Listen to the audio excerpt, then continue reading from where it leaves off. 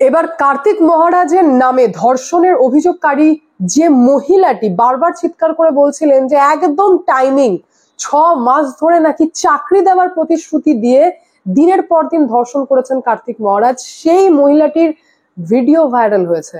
জানা যাচ্ছে যে অভিযোগকারী যত না তৎপর অভিযোগ করার জন্য, তার থেকে অনেক বেশি তৎপর আইপ্যাক।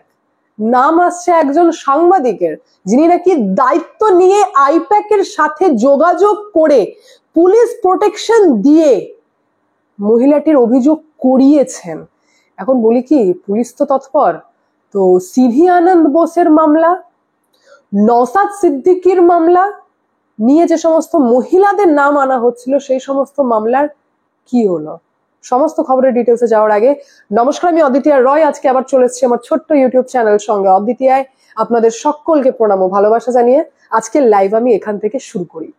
বাংলা আর ওই নোংরা পলিটিক্স চায় না। আর 2026-এর আগে যে একটা চেষ্টা করা হচ্ছে যে শুধু তৃণমূল কংগ্রেসের টিএমসিপি নাম এলেই যে ধর্ষণ হয় তা নয়, বাকিরা নাকি চারিদিকে ধর্ষণ করে বেড়াচ্ছে, এই যে একটা থিওরি তৃণমূল কংগ্রেস সেট করার চেষ্টা করছে, যেটা করে যায় শাক দিয়ে মাছ ঢাকার চেষ্টা, সেই চেষ্টাই কোথাও না কোথাও ব্যর্থ হলো, কারণ ভিডিও ভাইরাল অভিযোগকারীর। শুনুন। ব্যাপারটা হচ্ছে, আমি ওই শুধু সাংবাদিকের সঙ্গে যোগাযোগ হয়েছিল প্রথমে, হ্যাঁ, তারপরে আস্তে আস্তে উনি যা করার করেছেন। আমি জানি না কিভাবে কি থেকে কি হলো, আমি জানি না, হ্যাঁ, আর আমি কে কোন পার্টি তাও জানি না, হ্যাঁ। এবার ব্যাপারটা এখন পার্টিগত আসবে, অনেকে আমাকে যাতা বলবে। আপনি তো যে গাড়িটা চেপে কমপ্লেন করতে গেছিলেন সেটা তো আইপ্যাকের দেওয়া গাড়ি ছিল। হ্যাঁ, ওনারাই কলকাতা থেকে এসেছিলেন এবং আমাকে গাড়ি করে নিয়ে গেছিলেন। সাংবাদিকরাই কি আপনাদের সাথে আইপ্যাকের যোগাযোগ করে দিয়েছিলেন? হ্যাঁ হ্যাঁ। কোন সাংবাদিক, নাম কি তার? নামটা দীপক ব্যাপারী। দীপক ব্যাপারী আইপ্যাকের সঙ্গে যোগাযোগ করে দিয়েছিলেন। সেই আইপ্যাকের কথা বলে আপনি অভিযোগ করেছেন? আইপ্যাকের সঙ্গে কথা বলে অভিযোগ করেছেন? না, আমি কারোর সঙ্গে কথা বলিনি। তারপরে পরের দিনই ওনারা কলকাতা থেকে চলে এসেছেন আমার জন্য। ওনারা এসে তারপরে আপনাকে থানায় নিয়ে এসেছিলেন? হ্যাঁ, তারপরে ওনারা যেখানে যেখানে নিয়ে গেছেন আমি সেখানে গেছি। হ্যাঁ, এই হচ্ছে ব্যাপার। মানে আইপ্যাক দেখেছে যেরকম ভাবে সেরকম ভাবে আপনি গেছেন ওপর মহল থেকে সবাই, মানে ওই আইপ্যাক থেকে। আজকে আপনি এখানে করতে এলেন, পুলিশ কি থানা থেকে? হ্যাঁ, পুলিশ এসেছে। পুলিশ প্রোটেকশন দিচ্ছে কেন? পুলিশ প্রোটেকশন মনে হচ্ছে ওনারাই পাঠিয়ে দিয়েছেন, কারণ ওই আইপ্যাক। হ্যাঁ, এবং ব্যাপারটা হচ্ছে এখন আমার উপরে অনেক অ্যাটাক আসবে, তো তাই পুলিশ প্রেস মিট করবেন, তার জন্য পুলিশ নিয়ে আসতে হচ্ছে। এবং প্রেস মিট করার জন্য কে পাঠালো সাংবাদিকদের মুখোমুখি হওয়ার জন্য? ব্যাপারটা হচ্ছে ওপর মহল থেকে সবকিছু। ওপর মহলটা কারা? ওপর মহলটা হচ্ছে আপনার দিদির লোকজন। দিদির লোকজনই করাচ্ছে, তাই তো? ঠিক করে দিয়েছে সব। ব্যাপারটা হচ্ছে উনি সব ঠিক করছেন, উনি হ্যান্ডেল করছেন সবকিছু। আপনার নাম? আমার নাম হচ্ছে বিদিশা মুখার্জি। হ্যাঁ, তো আমি কিন্তু কোনো পার্টিকে ছোট করতে চাই না, কোনো পার্টির বিরুদ্ধেও নই, হ্যাঁ, বা আমি সত্যি কথা বলতে কি আমি সবসময় ভোট দিতেও যাই না এখনো, মানে আমি ভোট। কিন্তু এই সময় দিদির লোকজন আপনাকে এইসব করাচ্ছে, তাই তো? আপনাকে সাহায্য করছে, সহযোগিতা করছে অভিযোগ করার জন্য। হ্যাঁ, একদম। এবং পুলিশের সহযোগিতাও দিদির লোক, মানে দিদির দলের লোকজন করছে। আমি পাশে ওনাদের হেল্প পাচ্ছি, তৃণমূলের লোকজনই সহযোগিতা। হ্যাঁ, আমাদের এখান থেকে কারো পেয়েছেন? মুর্শিদাবাদে কোনো তৃণমূলের নেতা যোগাযোগ করেছিল? আমি সবাইকে তো চিনতে পারছি না, কে কখন আসছে না। নাম কি কেউ এরকম কেউ আছে কোনো নির্দিষ্ট? আমি নির্দিষ্ট কারণ নাম তো মনে নেই। জেলা সভাপতি ওরকম ভাবে মনে নেই দাদা, মানে আমার একদিনের মধ্যেই সব হয়ে গেল তো। হ্যাঁ, মানে আমার সহযোগিতা করেছে পরশুদিন এমপি এমএলএ। হ্যাঁ, সবাই আছে। এবার পরশুদিন থেকে হুট করে কলকাতা থেকে গাড়ি এলো এবং এসব ব্যাপারগুলো হুট করে হয়ে গেল, মানে এত তাড়াতাড়ি হবে আমি বুঝতেই পারিনি। কোন এমপি এমএলএ রা সহযোগিতা করছে? দুই একজনের নাম আমি কিছু ওগুলো বলতে পারবো না, সবাইকে তো আমি চিনি না, আর নাম জিজ্ঞাসা করি না। কোথাকার এমএলএ বা কিছু এমপি শোনেননি? না, না, কলকাতা থেকে এসেছেন এটাই। কিছু মুর্শিদাবাদের রয়েছে না বাইরের রয়েছে? সব জায়গাকারই এটা রয়েছে, হ্যাঁ, কলকাতারও রয়েছে। তারা আপনার সাথে যোগাযোগ রাখছে? হ্যাঁ, এবং পুলিশ প্রশাসনের সম্পূর্ণ সহযোগিতা? হ্যাঁ, সম্পূর্ণ। পুলিশ প্রশাসন আমাকে নিরাপত্তা দিচ্ছে এবং এই প্রেস মিট করতে আসার জন্য। একদম। আপনার নাম? আমার নাম বিদিশা মুখার্জি। আপনি এখন কি চাইছেন? লাস্ট আমি চাইছি ওনার একটা শাস্তি হোক। এই যে আচ্ছা, একটা আপনাদের কল রেকর্ডিং ভাইরাল হয়েছে। আমার কল রেকর্ডিং ভাইরাল করে দেয়া হবে ওই যে ওনাদের তরফ থেকে। না আপনি কাউকে কি কোনো কল রেকর্ডিং করে হ্যাঁ, দিয়েছেন? আমি দিয়ে দিয়েছি। ওনাদের হাতে কতদিন দিয়ে আগে দিয়েছি। Call recording? কবেকার কল রেকর্ডিং এটা? ওটা সেই সময়কার 13-14 সালে। হ্যাঁ, তখন আপনি কি ফোন ব্যবহার করতেন? তখন আমি নোকিয়া ফোন ব্যবহার নোকিয়ার ওই সেই ছোট ফোন? ছোট্ট যে ওই ফোনগুলো। ফোনে রেকর্ডিং হতো? হ্যাঁ, একটা রেকর্ডিং সিস্টেম ফোন ছিল ওই সময়। নোকিয়ার ওই ফোনে তো কোনো রেকর্ডিং সিস্টেম ছিল না? না, আছে। না, ওই ফোনে আপনি যে নোকিয়ার ছোট্ট ফোন বলছেন নোকিয়ার সাদা যে কালো, ফোন আছে সাদা ফোন যেটা, হ্যাঁ, সেখানে কত মডেল কত? এটা একটা মডেলটা মনে নেই, ফোনটা ওনাদের হাতে আমি তুলে দিয়েছি। কিন্তু সেই ফোনে তো কোনো রেকর্ডিং আছে, সিস্টেম থাকে না। আছে আছে আছে আচ্ছা, আছে ওটা একটা তো সাদা smartphone মোবাইল। হ্যাঁ, সাদা মোবাইল আছে। স্মার্টফোন তো না ওটা। হ্যাঁ, সেইটা ওটা তো smartphone। সেটাতে রেকর্ডিং সিস্টেম আছে। ঠিক আছে। আপনার সব আর দিয়ে দেয়া হবে। আপনার কাছে কি কল রেকর্ডিংটা এখনো আছে? এখন কাছে নেই, ওনাদের হাতে আমি তুলে দিয়েছি কেন, সবকিছু। আপনার কাছে তো আমার যা থাকলে কিছু দিতে পারবে। না, আমার কাছে যা মানে ওই কিছু যা- ছিল সব ওনাদের হাতে যা তুলে দিয়েছি। যা কিছু আছে ওই আইপ্যাড আমি মেনটেন পুলিশ করছে। প্রশাসনকে সব দিয়ে দিয়েছি, এবার যা করার ওনারাই করবেন। যা কিছু করছে ওই আইপ্যাড মেনটেন করছে, তাই তো? অর্থাৎ পুলিশ প্রশাসনের উপর হ্যাঁ, সব ছেড়ে দিই, সম্পূর্ণ ভরসা। পুলিশ প্রশাসন, দিদির লোকজন মানে তৃণমূলের লোকজন আর এবং আইপ্যাড। হ্যাঁ, ঠিক আছে, ঠিক আছে। দিদি সব করাবে, আইপ্যাকই সব করাবে। যে রেকর্ডিংটা ভাইরাল হওয়ার কথা সেটাও দিদিরাই ভাইরাল করাবে, এটাই বললেন। আমি বলছি না, ইনি বললেন যে দিদিরাই ভাইরাল করাবে। পুলিশ নাকি ফুল প্রোটেকশন দিচ্ছে, কোনো সমস্যা নেই। যেখানে ইন্টারভিউ দিচ্ছেন এই মহিলা, সেখানে পুলিশ কিন্তু ঠাঁই প্রোটেকশন দিয়ে দাঁড়িয়ে রয়েছেন।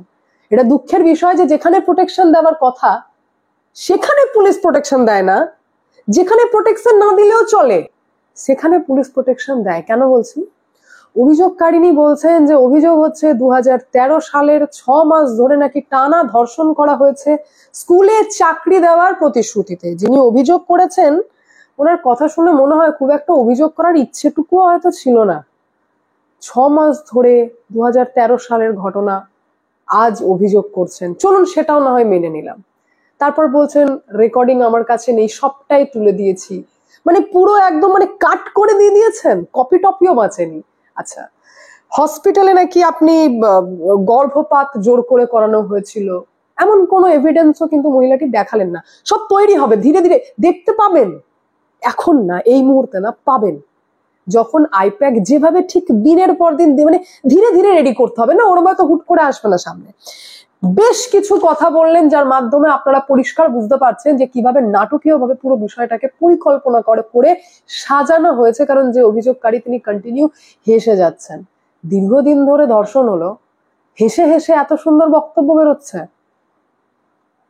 কোয়েশ্চেন তো উঠবে, কোয়েশ্চেন উঠবে, কারণ বলছেন নাকি আমি জানি না, পরশুদিন হঠাৎ করে গাড়ি এলো, গাড়িতে করে বসে আমার অভিযোগ করা হয়ে গেল, সব দিদি করছেন।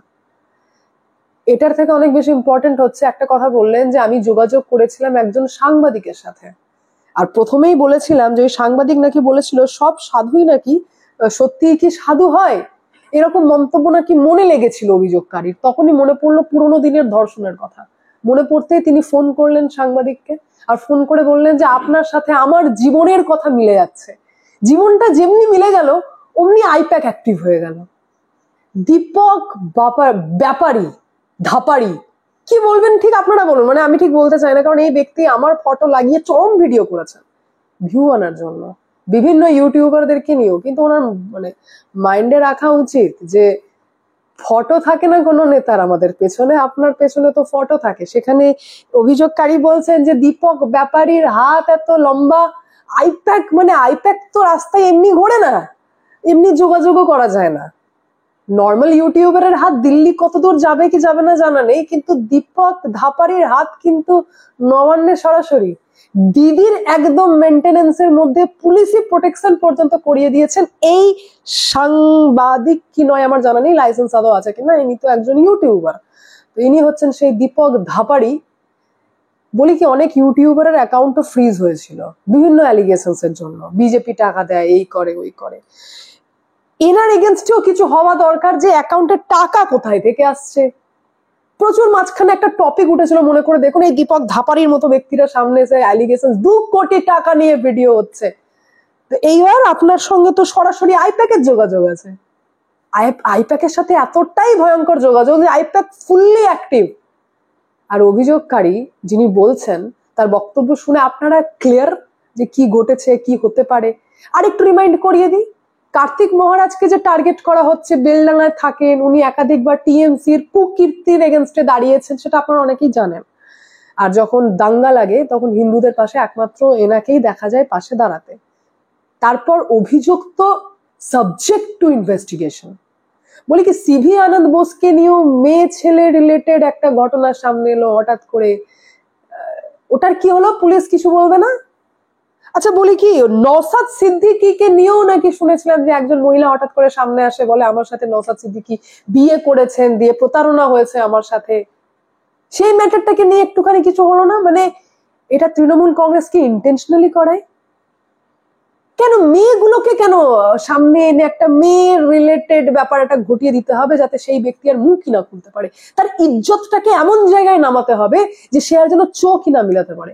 প্রমাণ দিতেও তো ইজ্জত যাবে না? যখন কসবার মতো ঘটনা ঘটলো, আর তারপর এই তৃণমূল কংগ্রেসের নেতা মদন লাভলি বয় যখন ভয়ঙ্কর এবং নোংরা বক্তব্য রাখছিলেন যে কেন মেয়ে ছেলে একা যাবে, পার্টির অন্যান্য কর্মীকে জানিয়ে গেলেন না কেন? একদম একা, কলেজটা পুরো ফাঁকা, আপনি চলে গেলেন। দুর্বৃত্তরা এই সুযোগের অ্যাডভান্টেজ নিল। কেন চারটে বন্ধুকে নিয়ে যাবে না? বন্ধু বন্ধু করেছে, শাক দিয়ে মাছ ঢাকা। ওটার তো ডিটেলস রিপোর্ট আমি আনবো।